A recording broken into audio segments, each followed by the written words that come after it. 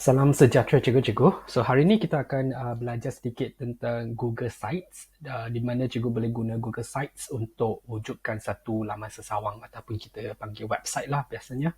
So website memang sangat berguna sebab kebanyakan orang akan menggunakan website ataupun menggunakan phone untuk akses website untuk dapatkan maklumat, terutamanya dalam zaman sekarang lah. So, saya akan tunjukkan cara untuk create Google site yang sangat simple dan juga percuma.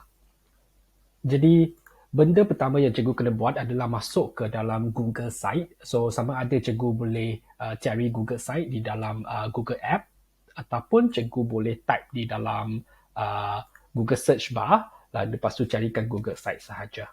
So, bila cikgu masuk Google Site, ini adalah interface yang cikgu akan nampak. So, seperti yang cikgu boleh nampak di sini, ia agak simple. So, dia cuma ada satu tempat di mana cikgu boleh create satu new web page ataupun kalau cikgu nak gunakan template juga.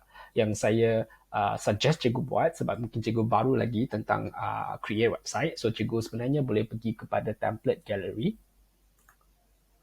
Dan cikgu boleh nampak di general, cikgu boleh nampak ada banyak template yang cikgu boleh guna.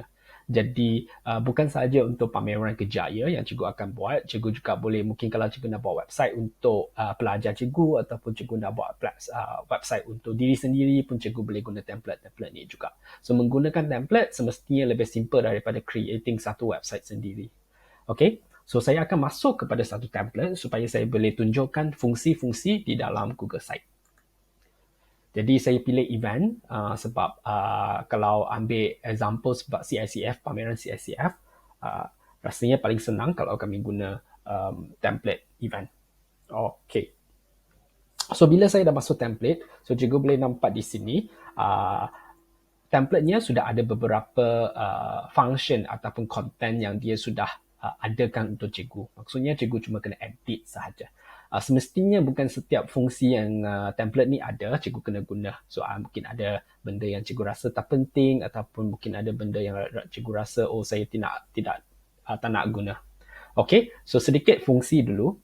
So, seperti yang cikgu boleh nampak di sini, kalau cikgu nak edit apa-apa saja. Let's say, kalau cikgu nak edit event name, cikgu boleh letakkan mouse ke tempat yang berkaitan. Lepas tu, cikgu boleh edit terus. So, dia macam edit Microsoft Word juga. So, sangat-sangat senang. Manakala dengan gambar, let's say biasanya di sini memang ada logo kan. So, cikgu boleh point ke situ juga. Lepas tu, tambah logo. So, function dia sangat-sangat simple. Cikgu cuma kena pergi ke tempat yang cikgu nak berubah ataupun cikgu nak edit. Lepas tu, pilih apa yang cikgu nak buat. So, satu contoh lagi, saya nak edit gambar di belakang ini. So, saya point. Lepas tu, saya change image. Boleh juga. Okay. Selain itu, fungsi yang lain yang penting juga ada di area sini.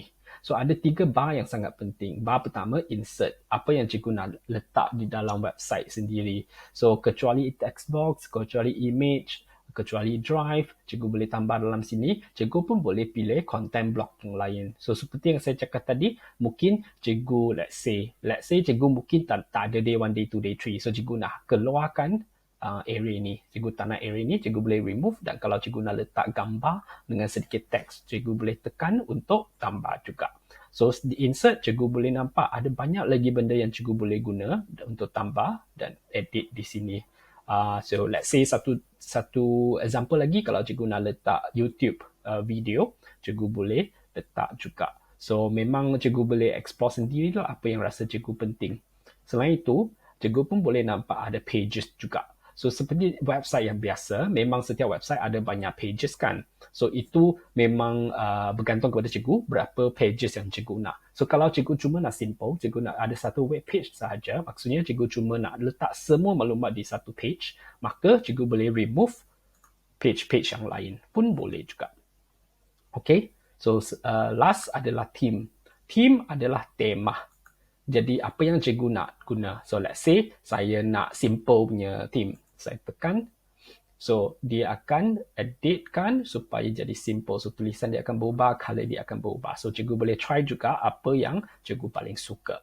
So, ini sahaja tentang fungsi-fungsi yang ada dan saya akan tunjuk macam mana nak create satu website untuk CICF kemudian.